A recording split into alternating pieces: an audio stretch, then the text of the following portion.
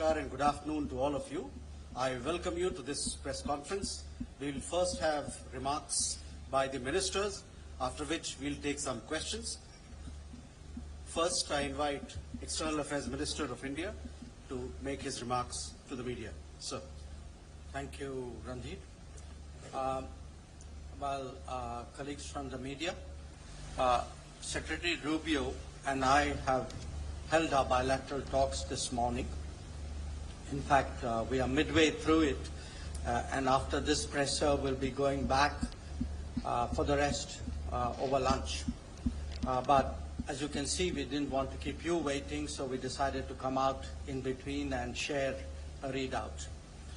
Now, this is the Secretary's first visit to India, but from his very first day in office, we have actually been in regular touch. I think I was one of the first to meet you that day.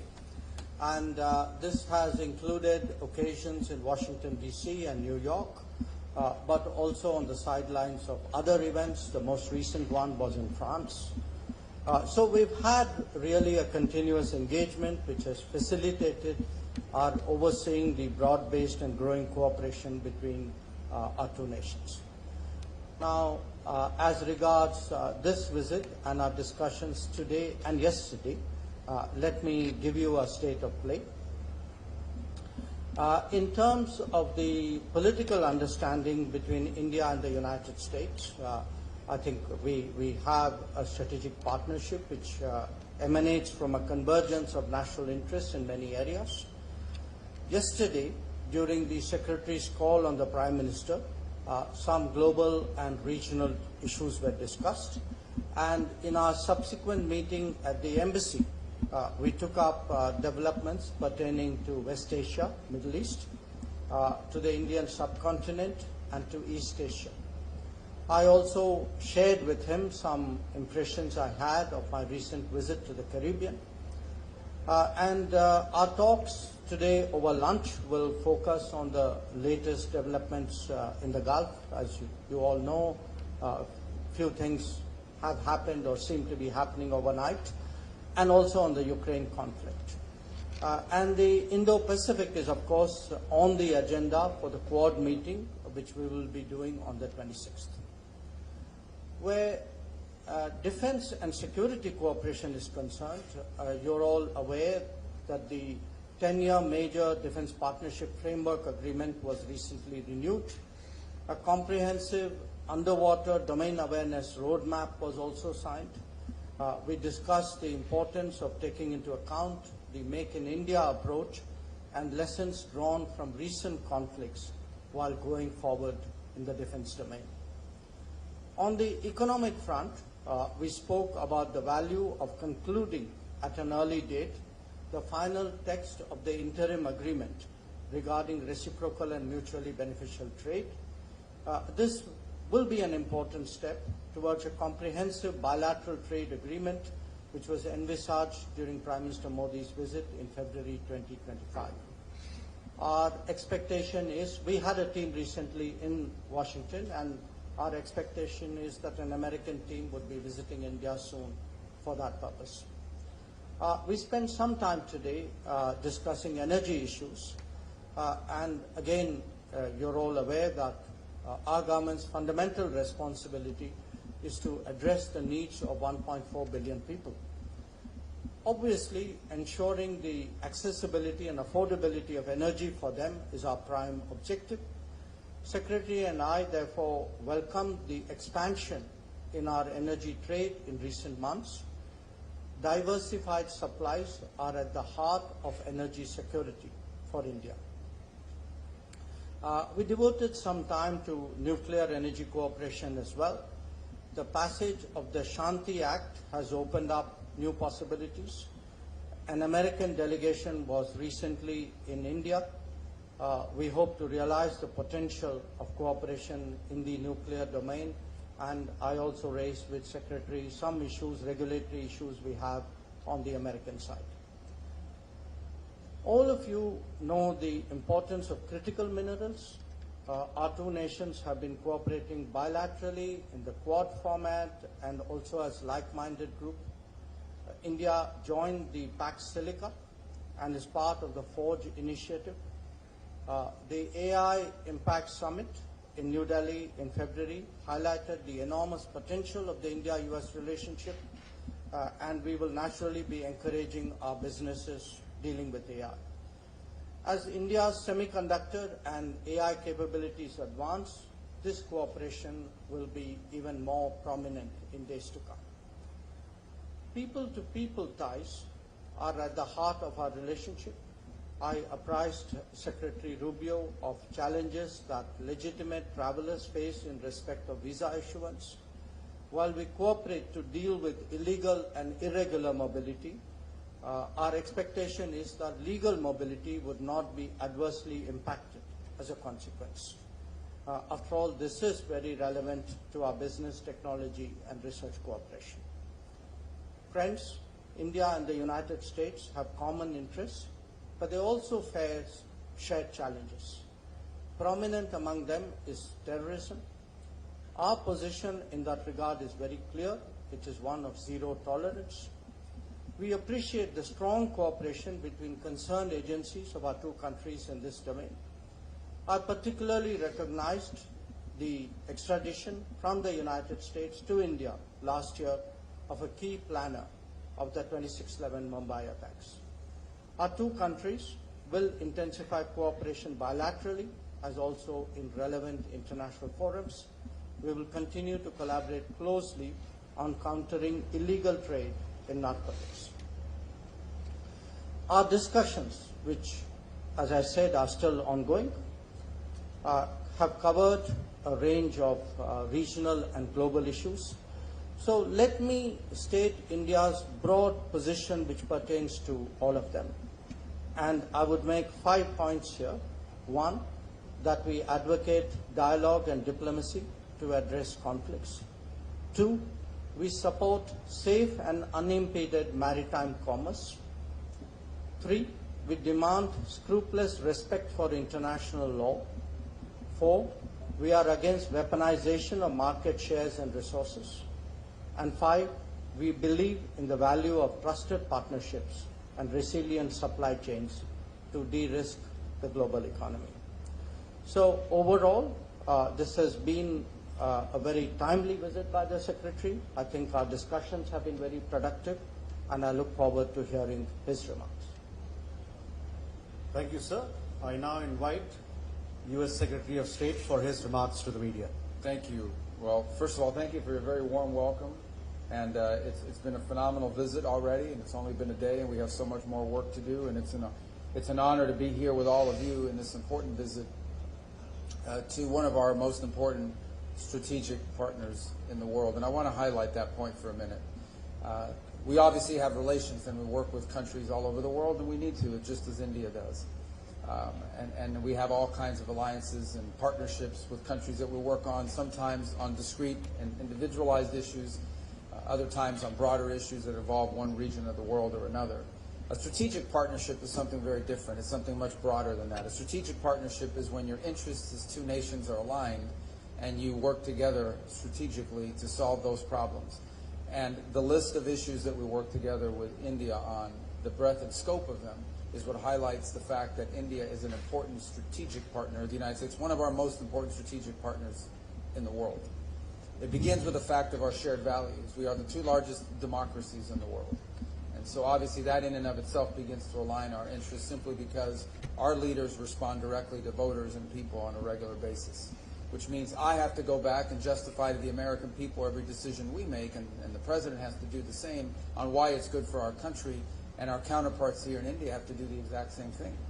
You have to respond to the people of India about why your partnership with the United States, or your stance on any issue for that matter, is to the benefit of your country. I imagine this is true in every country in the world to some degree, but it is particularly true for democracies. Democracies respond directly to the people, and you have to respond constantly. In democracies, you have opposition parties. You have a free and open media. By the way, you have a lot of media. We have media in our country. You guys have a lot of media, and that means a lot of scrutiny and a lot of attention.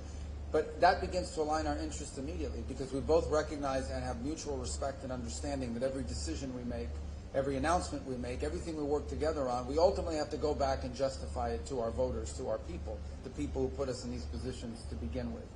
The second point I would make is that our partnership from a strategic standpoint is not limited to a regional one. Now, clearly there are regional issues in the Indo-Pacific that are important to both of our countries. But the ability, increasingly as we have conversations, we are talking about strategic interests that align beyond simply the region. Whether it's your visit last week into the Western Hemisphere, we have a lot of alignment. Whether it's our mutual interest in what's happening currently now in the Straits of Hormuz and beyond. And then on the topics as well. If you talk about the topics that we have a mutual interest on, both countries are strategic allies on the idea that access to critical minerals and supply chains are an essential issue in the 21st century. The over-concentration of reliance on a single source for anything, particularly things that are vital for our economies, is one of the great challenges of the 21st century. And we are strategically aligned on that topic.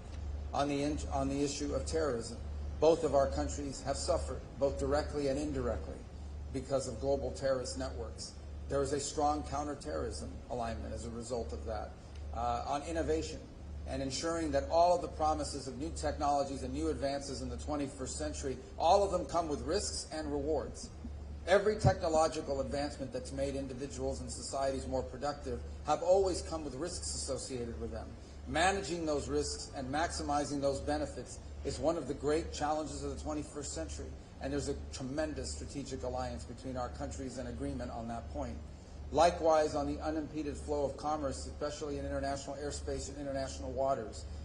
This is true in the Indo-Pacific, ensuring that there's a free and open Indo-Pacific, but it extends beyond the Indo-Pacific. We share as a strategic value the fact that no international waterway, no international airspace should ever be used or nationalized by any country in the world, and that should never be accepted as a new normal. Another area of strong strategic alignment. And we could go on and on. The bottom line is that the opportunities exist to work together because not just our shared and common values and our people-to-people ties, but because our nations are strategically aligned on all of the key issues that will define the new century. All of the great challenges that are before us now in the modern era, we are strategically aligned on. And the final point, and this I mean is no disrespect to any other country in the world, but you can have a strategic alliance with countries. But there are only a handful of countries in the world that have the ability to actually do something about these big issues on a global scale. There are only a handful of countries in the world that have both the economic and diplomatic power to be influential on strategic issues from a global perspective. And India is one of them, which is what adds the finishing touches on the importance of this strategic alliance. Is we have a strategic alliance between the United States and India. It's a strategic alliance between two countries that have global influence and the ability to influence global events. And that distinguishes it from other relationships. And so that's why this is an important visit to be here today. It's why we hope that later this year the Prime Minister will visit us in Washington. It's why I hope our leaders will have a chance to interact in other forums. And I also want to thank you, by the way, for hosting the latest meeting of the foreign ministers of the Quad, which will be happening the day after tomorrow, I believe, right? Day after tomorrow. Another important mechanism and of joint cooperation. And one more example of our strategic relationship between our two countries. Because the Quad is a form of alignment between four countries who are not just strategically aligned on a bunch of key issues, but four countries that have the ability to varying degrees to influence global events on these topics of mutual interest. So there's a lot of details and things we can talk about. I didn't mention energy, but we also are strategically aligned on energy. You know, energy and the ability to generate power is the key behind all of the great industries out there. Whether it's data centers, whether it's artificial intelligence, whether it's the ability to modernize and continue to advance economically, all of it begins and ends with the ability to generate the power necessary, not just to raise standards of living, but beyond that, to expand into new industries. And both of our countries are strategically aligned in ensuring that we have a world that can not just produce but deliver the energy resources that are necessary to power a modern economy. So I'm not given the breadth and scope of areas of alignment. One visit alone will never solve or be able to address all of these. But this continuing dialogue and engagement between our countries is important because, as I said, I think it's not just evidence of the importance of our strategic alliance, but it's necessary in order to continue to advance on all of these topics. So thank you for your warm welcome. Thank you all for covering these events here today, and I look forward to returning many times. 4 days for a country of this size, of this beauty, and of this diversity, and all the things you have to show us. We can't possibly see it all in 4 days, but we're going to try, or we're going to die trying, because it's a pretty packed schedule. And I appreciate everything you facilitated for us in our time here together. Thank you. Thank you, sir. We now open the floor for some questions. Please be brief as you ask your question, and please do introduce yourself and your organization. We'll begin there. Kadambani, this side, please. Good afternoon. I'm Kadambani Sharma. I'm an independent journalist. I have a question for both of you. First, Secretary Rubio, to you. Indian students, engineers, doctors, researchers have contributed enormously to U.S. economy and innovation ecosystems. But the recent changes in J1 visa, F1, H1B visa are being seen in India as hurting the core pillar of people-to-people relationship. What does your administration have to say about this in regard to Indians and the message to Indians in this regard? Dr. Jaishankar, to you, my question is, India today has strong relations with UAE, the Gulf countries, Israel, Iran, and of course, US here. And how confident are you of managing all these relations at this time in the current situation? Would you say it is an example of multi-alignment? Thank you. Thank you. Let me just handle on the, first of all, I take and accept what you just said about the contribution that Indians have made to the U.S. economy. Over $20 billion have been invested in the U.S. economy by Indian companies. We want that number to continue to increase. And obviously the expertise as well that they've provided into our economy has been very, very valuable. I don't want you to view, or anyone, I made this point yesterday in an interview, the changes that are happening now, or the modernization of our migration system into the United States, is not focused, it's not India specific, it is global. It's being applied across the world. We are in a period of modernization. And I'll be frank and honest with you, because it's important to talk about this. We've had a migratory crisis in the United States. This is not because of India, but broadly, we had over 20 million people illegally enter the United States over the last few years, and we've had to address that challenge. In addition to that challenge, and I think this is true for India, this is true for every country in the world, okay? Everything that you do as a country needs to be in your national interest, and that includes your immigration policy. The United States, I believe, is the most welcoming country in the world on immigration. Every single year, 1 million people, roughly, become permanent residents of the United States and contribute greatly. My parents entered the United States as permanent residents in 1956 from Cuba. And so it's a process that's enriched us. But it has to be a process that's adjusted in every era to the realities of the modern times in which you live. And it's long overdue. So the United States is currently undergoing a process of reforming the system by which we choose how many people come into our country, who comes in, when they come in, etc.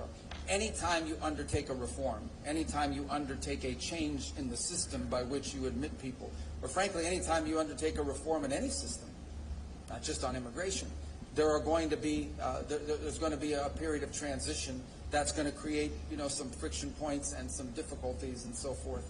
Ultimately, we think when this process is in place, once this process has been modernized, and that's really what it is, we are modernizing the U.S. immigration system for the 21st century so that it is an immigration system that's not just good for the America, but it's also good for the people that are coming. Once we are complete and once we've done the work of modernizing that system, I think we're going to come up with a system, we're going to wind up with a system that's more efficient and even better than the previous system, and in some ways may prove to be even more beneficial than the previous system was to people from India that seek to enter the United States to work and innovate. But obviously there's going to be a period of adjustment along the way. So what I want to leave clear is that the changes, while they may be having a disproportionate impact on a place like India that provides so many high-skilled workers to the U.S. economy, it is not a system that is targeted at India. It is one that's being applied globally. But we're in a period of transition, and like any period of transition, there's going to be some bumps on that road, but we think ultimately our destination is going to be a better system, a more efficient system, one that works better than the one that we had in place previously, and more sustainable, by the way. Your